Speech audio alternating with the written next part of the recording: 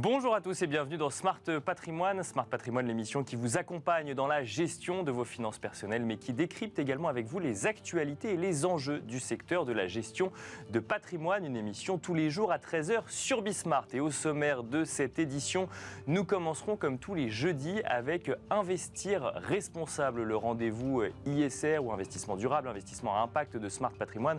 En l'occurrence, nous nous intéresserons aux normes comptables et notamment aux normes comptables en matière d'ESG. Il y a une bataille qui se joue en ce moment entre les normes anglo-saxonnes et les normes européennes. On se demandera quel est l'enjeu pour les entreprises si on venait à harmoniser les normes au niveau mondial et si on venait à choisir les unes ou les autres. Pour cela, nous aurons le plaisir d'échanger dans un instant avec Frédéric Desjean, professeur à l'université Paris-Dauphine PSL. Nous enchaînerons ensuite avec Enjeu Patrimoine, un enjeu patrimoine consacré au placement en ligne et plus particulièrement aux risques de plus en plus présents lorsque l'on veut gérer son épargne directement en ligne et notamment face à des arnaques financières de plus en plus présentes sur tous les domaines, que ce soit sur les crypto-monnaies, sur les cheptels, sur les parkings, parfois des usurpations d'identité de CGP qui ont des bureaux physiques. Pour cela, nous aurons le plaisir de recevoir dans un instant Hélène Ferron-Polony, avocate spécialisée dans la défense du patrimoine, et également David Charlet, président de l'Anacofi. Nous leur demanderons à tous les deux comment décrypter une arnaque financière. Bienvenue à vous tous qui nous rejoignez. Smart Patrimoine, c'est parti. Et nous commençons donc comme tous les jeudis avec Investir responsable, le rendez-vous ISR, investissement durable ou investissement à impact de Smart Patrimoine en l'occurrence. On va se concentrer aujourd'hui sur les normes comptables ESG. Donc il existe une bataille qui se joue entre des normes comptables anglo-saxonnes et des normes comptables européennes qui viennent définir différentes manières d'apprécier l'impact d'une entreprise sur l'environnement ou l'impact de l'environnement sur l'entreprise, ou en tout cas sur les risques de l'entreprise. Vous allez comprendre tout cela dans un instant. Nous avons le plaisir de recevoir pour en parler Frédéric Desjean, professeur à l'université Paris-Dauphine PSL. Bonjour Frédéric Desjean. Bonjour. Bienvenue sur le plateau de Smart Patrimoine. Alors, on va évoquer ensemble ce sujet des normes ESG. On a une bataille qui se joue en ce moment. Donc, il y a une initiative un peu globale qui est effectivement de vouloir prendre en compte l'impact des entreprises sur l'environnement. Ça, c'est le pourquoi. Et après, il y a le comment. Et dans le comment, il y a effectivement ce sujet de remontée de données, notamment pour des entreprises vis-à-vis des fonds d'investissement et des fonds d'investissement vis-à-vis des investisseurs particuliers pour expliquer ce qu'on fait, ce qu'on finance, ce qu'on ne finance pas et les stratégies. Et puis, il y a le concret et notamment les normes qu'on applique au niveau comptable pour analyser en fait tout ça. Et là, en fait, il y a deux approches différentes. Il y a une approche anglo-saxonne et une approche européenne qui ne vont pas chercher les mêmes choses. Est-ce que vous pouvez nous expliquer un petit peu ce qui différencie les deux ? Oui, alors en fait, l'idée, c'est de regarder du côté des entreprises quelles sont les informations qu'elles vont diffuser effectivement sur les questions environnementales, sociales ou de gouvernance, avec un aspect qui relève de la diffusion volontaire et puis un aspect qui relève plutôt des informations qui vont être régulées, qui vont être obligatoires. D'accord. Et la question qui se pose, c'est comment est-ce qu'on diffuse ces informations, quel type d'indicateur, et puis effectivement sur quel périmètre et surtout quelle vision est-ce qu'on va avoir. Est-ce qu'on va regarder l'impact des activités de l'entreprise sur son écosystème?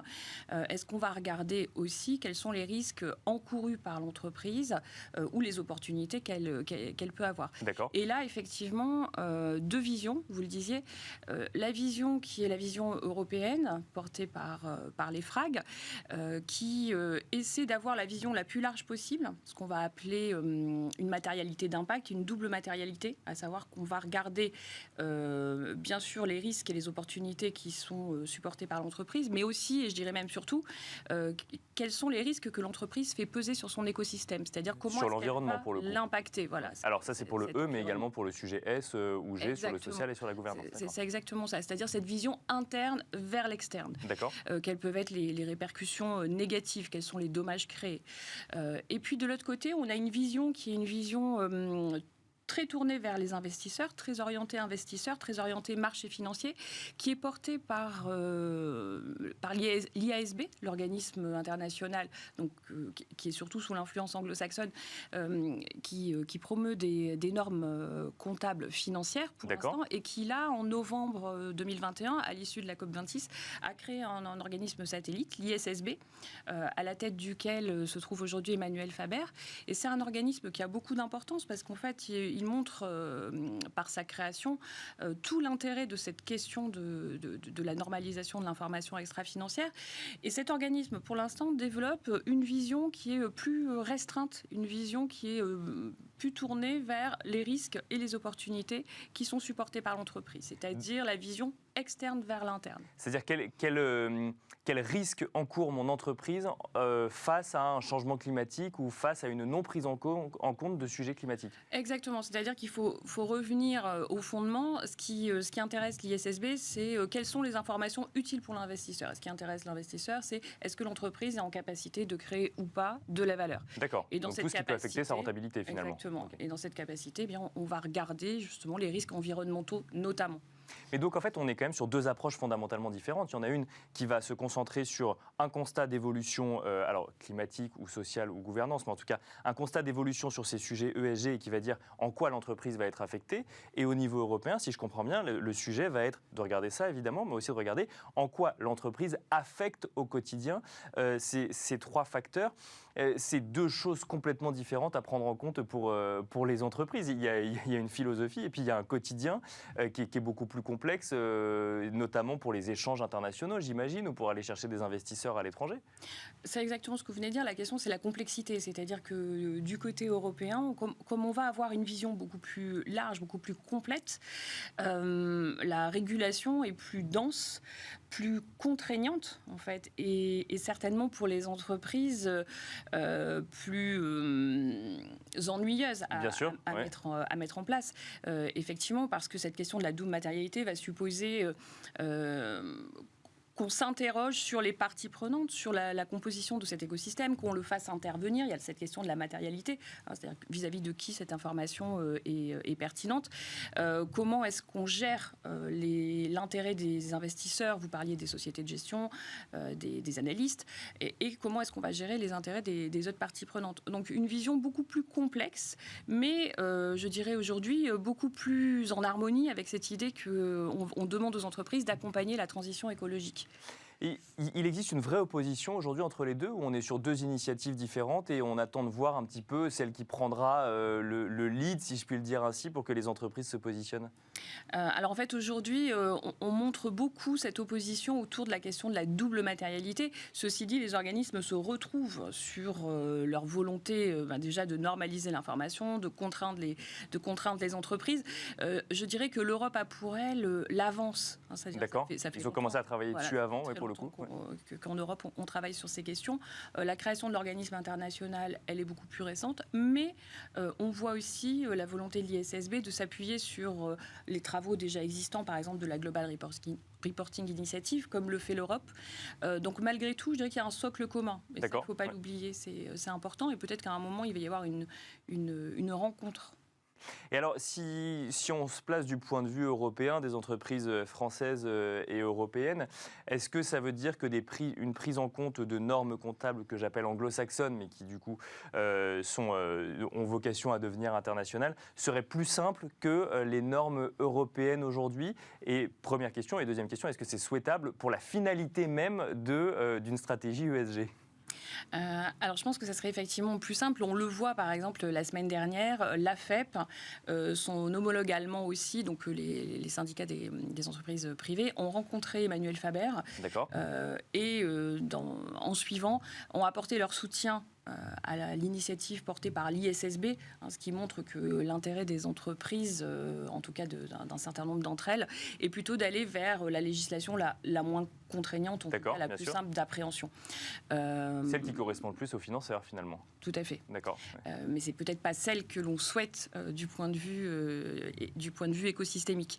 Voilà. Et clairement, aujourd'hui, la bataille, elle est là.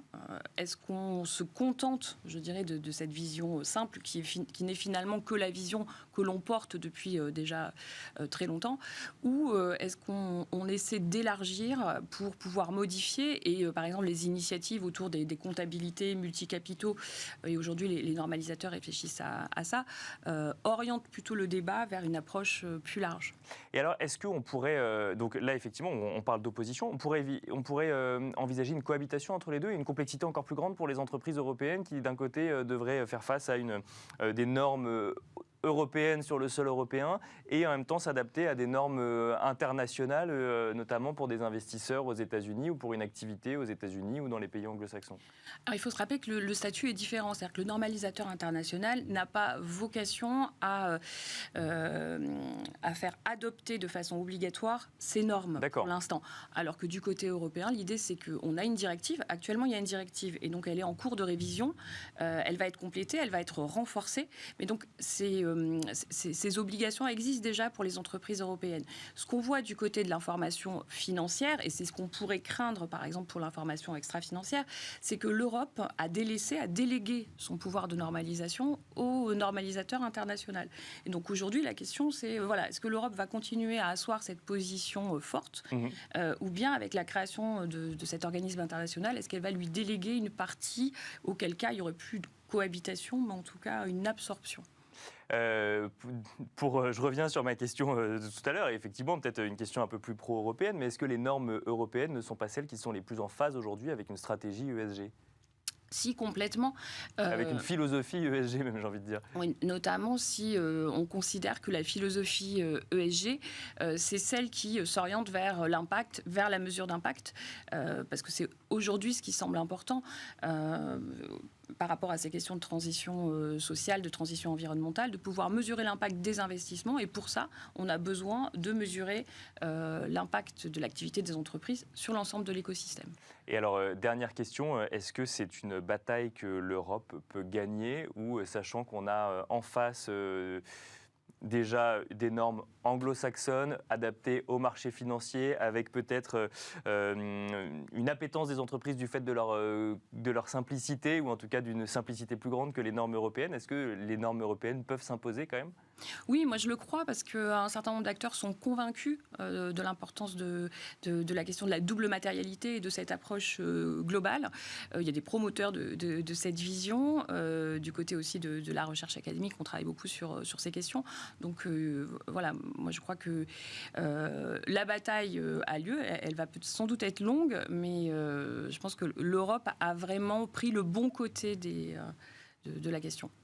Merci beaucoup Frédérique Desjean. Je rappelle que vous êtes professeur à l'université Paris-Dauphine PSL. Merci à vous de nous avoir suivis. On se retrouve tout de suite dans Enjeux Patrimoine. Et nous enchaînons à présent avec Enjeux Patrimoine, un enjeu patrimoine consacré aux arnaques financières. Effectivement, de nombreuses arnaques financières fleurissent avec le développement des solutions de placement en ligne. En premier lieu, les arnaques aux crypto-monnaies, mais aussi à l'investissement dans les parkings, sur le forex, dans les cheptels ou encore dans les biens divers, voire même parfois sans sous-jacent du tout. Il arrive également que des professionnels sérieux et renommés voient leur identité et notamment leur numéro Orias usurpé. Comment décrypter une arnaque financière? C'est la question que nous allons poser à nos deux invités aujourd'hui dans Smart Patrimoine. Nous avons le plaisir d'être accompagnés par Hélène Ferron-Polony, avocate spécialisée dans la défense du patrimoine. Bonjour Hélène Ferron-Polony. Bonjour. Bienvenue sur le plateau de Smart Patrimoine, et nous avons le plaisir d'être accompagnés également par David Charlet, président de l'Anacofi. Bonjour David Charlet. Bonjour. Bienvenue sur le plateau de Smart Patrimoine. Une première question que je vais vous poser à tous les deux, on peut peut-être commencer par vous Hélène Ferron-Polony. Est-ce que vous constatez une recrudescence d'arnaques financières dernièrement? Je rappelle que votre rôle, c'est justement de défendre les investisseurs ou les épargnants qui ont pu être floués ou subir une arnaque financière. Oui, il y a un très fort développement des arnaques. Aujourd'hui, les gens se rendent compte qu'ils ils se sont fait arnaquer depuis plusieurs semaines, plusieurs mois. Aujourd'hui, c'est tous les jours que notre cabinet d'avocats reçoit des appels sur ce type d'affaires, ce qui est assez exceptionnel parce que l'avocat, en général, avant de le contacter, il se passe un certain temps. On passe un certain nombre de filtres avant, c'est dire la gravité de la situation. Oui, c'est ça. On fait appel à l'avocat quand on a déjà essayé de régler le problème soi-même une première fois, entre guillemets, voire de saisir l'AMF ou une instance, et ensuite derrière on rentre dans une procédure judiciaire. Tout à fait. Et puis, les situations sont extrêmement variées. On a les faux investissements en EHPAD avec des usurpations de professionnels français tout à fait identifiables, ayant pignon sur rue.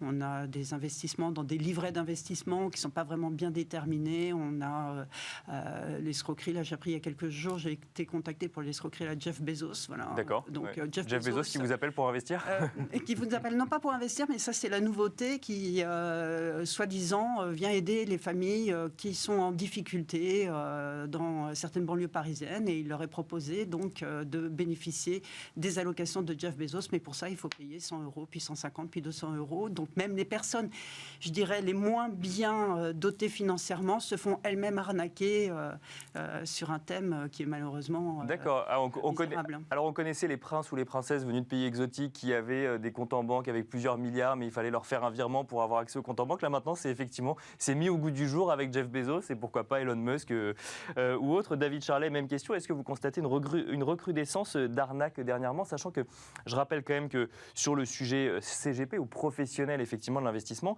il y a un sujet similaire d'ailleurs à ce que vous nous évoquiez pour les EHPAD, c'est le sujet d'usurpation d'identité de professionnels sérieux, renommés, mais des fraudeurs ou des personnes avec activité illégale vont récupérer ces informations-là et proposer d'autres services qui, pour le coup, ne sont pas du tout des services financiers sérieux. Tout à fait. Donc, première question, est-ce qu'on identifie une montée en puissance ? Alors, une montée en puissance maintenant, je pense qu'elle a eu lieu avec la période du Covid.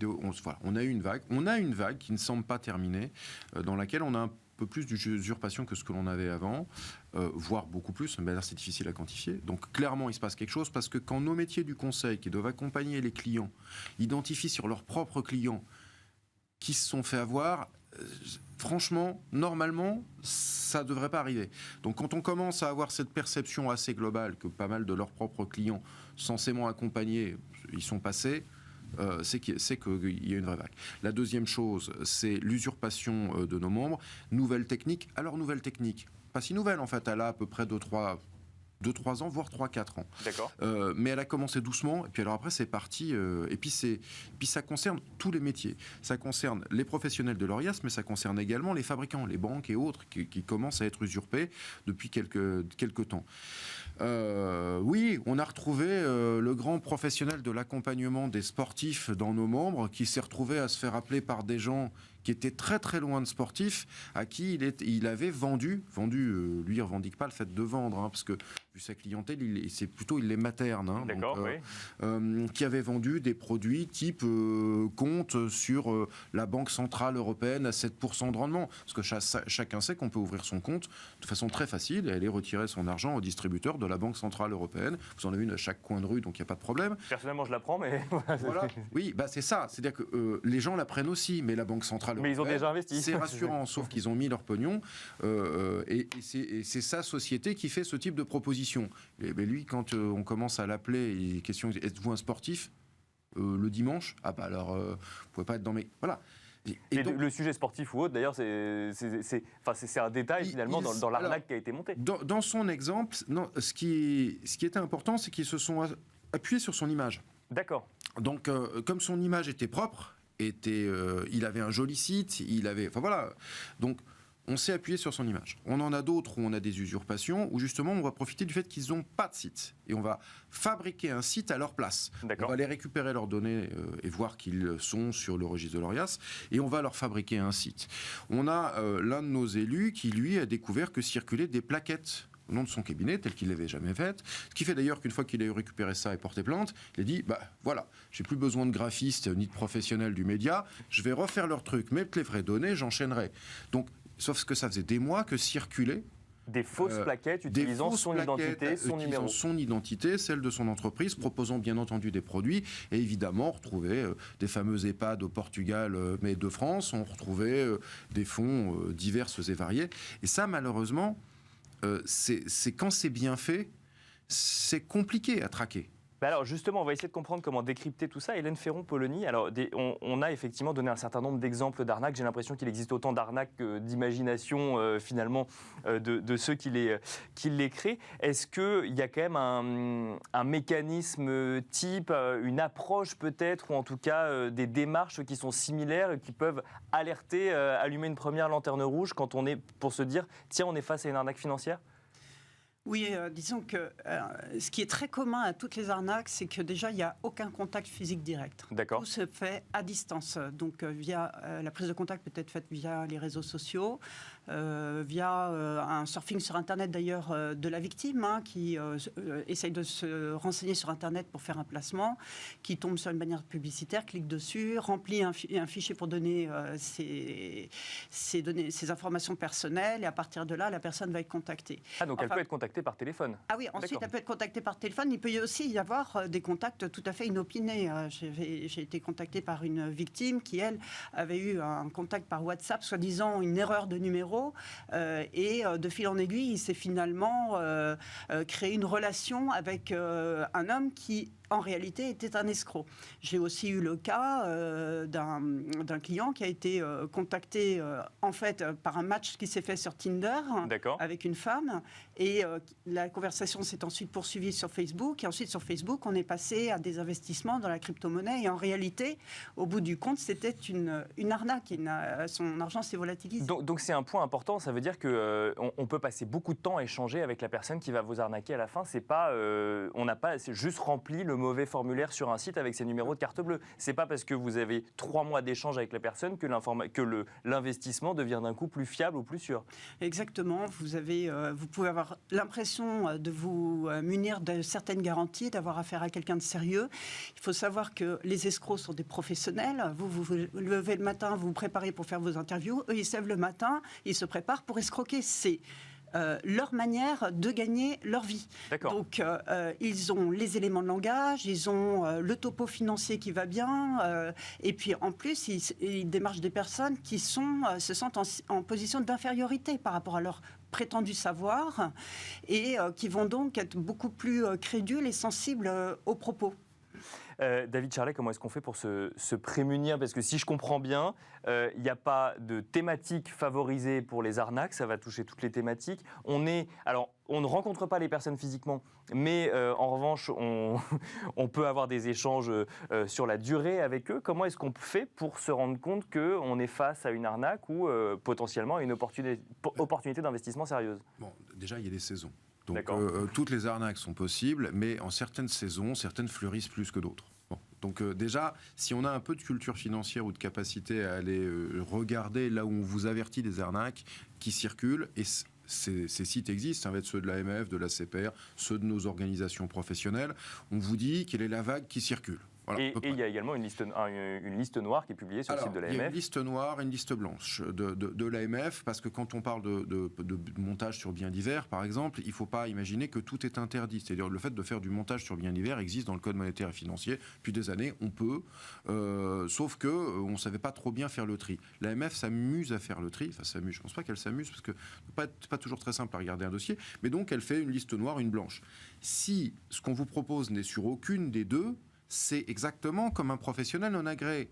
Un avocat pas inscrit, il n'est pas inscrit. On peut vous dire qu'il a été avocat dans sa vie, il ne l'est pas. Point. D'accord. Voilà. Donc il peut peut-être aller enseigner, mais c'est tout. Donc vous prenez pas un truc qui n'est sur aucune des deux listes. S'il est sur la blanche, okay. Donc, mais s'il est sur la noire, on n'y va pas. Sur la noire, on n'y va pas. Donc, oui, bien sûr. Donc je pense que vraiment, quand vous avez une inquiétude, un doute, il faut aller sur ces sites d'information, ces poches d'information certaines. Elles ne vous diront pas tout, parce qu'elles n'ont pas tout vu. Voilà. Mais enfin, au moins, si c'est dans une des listes, c'est mort, vous oubliez. Voilà.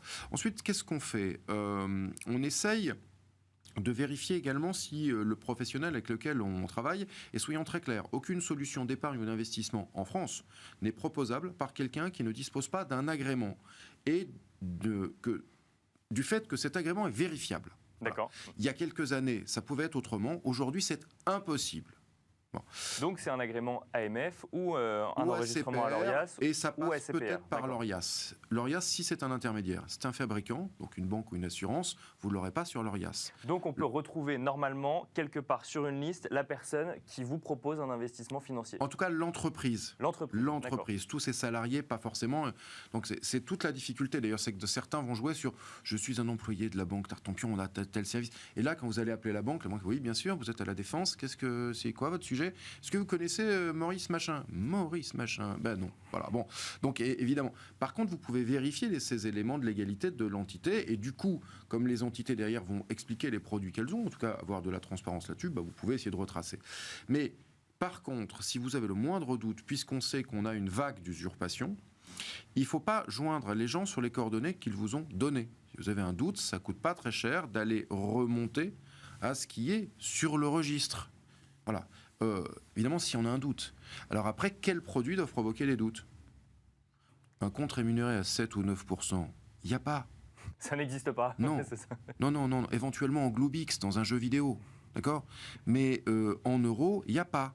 Donc, il y a quelques réflexes. Là, pour le coup, peut-être échanger ou répondre sur quelques-uns de ces trucs-là. Mais il y a des réflexes à avoir autour de la cohérence, la Justement, possibilité. il nous reste quelques minutes, quelques réflexes à avoir. Donc déjà, on vérifie, on rappelle finalement l'organisme, mais sans passer par le numéro qui nous a été donné, mais potentiellement en essayant de trouver le contact de l'organisme via un autre moyen. On accepte l'idée qu'il n'existe pas de rendement sans risque et que les rendements trop élevés cachent forcément quelque chose, un risque qui a été mal expliqué ou alors une arnaque. Est-ce qu'il y a d'autres réflexes qu'il faut avoir, Hélène Ferrand-Polony? On évite de déballer tout son patrimoine à quelqu'un qu'on ne connaît pas. On ne le dirait pas à un inconnu dans la rue. Il n'y a aucune raison de dire à une personne qu'on a au téléphone tout ce qu'on a l'intention de vendre, etc. Parce qu'il faut savoir que les escrocs vont vous prendre jusqu'au dernier euro. D'accord. À partir du moment où ils ont détecté que vous êtes potentiellement une bonne cible, ils vous prendront tout. Donc, on ne raconte pas sa vie, on vérifie le sérieux du produit qui est proposé, est-ce qu'il correspond à quelque chose de connu. On peut en parler à son propre banquier. Bien sûr. C'est pas non plus la solution parfaite parce que ou CGP. Oui, c'est pas non plus la solution parfaite parce que j'ai eu 2 cas où des clients avaient soumis ça à leur banquier qui n'ont pas vu le problème. D'accord. Parce qu'il faut savoir qu'en plus aujourd'hui, les escrocs, donc comme je vous le disais, se professionnalisés. Donc ils utilisent des documents qui sont très bien rédigés, qui sont probablement soit des récupérations de documents existants, ou bien ils ont tout simplement des juristes et puis des gens qui ont de la connaissance financière qui ont rédigé les produits. Donc c'est pas si évident de déceler que c'est une arnaque. On évite d'envoyer son argent à l'étranger. Même si c'est en Allemagne, en Espagne, au Portugal. Ça, également, ce n'est pas forcément un critère qui est devenu aujourd'hui imparable, car dans 3 dernières affaires, j'ai vu que les fonds ont été virés en France sur des comptes bancaires qui s'ouvrent en fait dans des bureaux de tabac. D'accord, oui. Donc, vous pouvez aujourd'hui, un escroc peut se procurer un IBAN français, ce qui, jusqu'à présent, était à peu près ce qui pouvait protéger la victime, parce que dès lors qu'on vire vers une banque française, on sait que cette Votre banque vous appelle, est contrôlée par l'autorité de contrôle des établissements bancaires, l'ACPR, et que donc on minimise le risque. Eh bien, c'est plus vrai aujourd'hui, puisqu'il y a des banques qui sont des banques étrangères, mais qui ont des établissements en France, avec lesquels les escrocs auprès desquels les escrocs peuvent ouvrir des comptes très facilement dans des bureaux de tabac. Donc voilà, on investit très peu. On en parle autour de soi et voilà, on reste vigilant à tout instant. Et on finira là-dessus. Alors peut-être en quelques secondes, vraiment, David Charlet, on n'a plus le temps. Vous voyez qu'un des sujets de départ, ce sont donc des gens qui vous approchent, qui ne sont pas vos conseillers du quotidien, qui ne vous ont pas équipé en produits légaux et certains avant. Que votre CGP se trompe ou vous arnaque un jour alors qu'il s'occupe de vos placements, qu'il a très bien fait, vos montages SCI et autres, c'est possible, il bascule en escroc, mais sinon s'il existe et que vous êtes déjà chez lui, donc vous voyez bien le truc, c'est on vous approche, vous n'étiez pas client, vous avez encore jamais rien fait de normal. Ça c'est déjà quelque chose. Alors, on va conclure là-dessus, mais je pense qu'un conseil qu'on peut donner, c'est si jamais on vous approche et qu'on vous propose un investissement qui vous paraît très attrayant, allez regarder s'il n'existe pas chez un professionnel déjà existant et agréé. Ce sera plus simple, effectivement, plutôt que de se faire arnaquer. Merci beaucoup, David Charlet, président de l'Anacofi. Merci, Hélène Ferrand-Polony, avocate spécialisée dans la défense du patrimoine. Et merci à vous de nous avoir suivis. Je vous donne rendez-vous demain à 13h sur Bismart pour un nouveau numéro de Smart Patrimoine.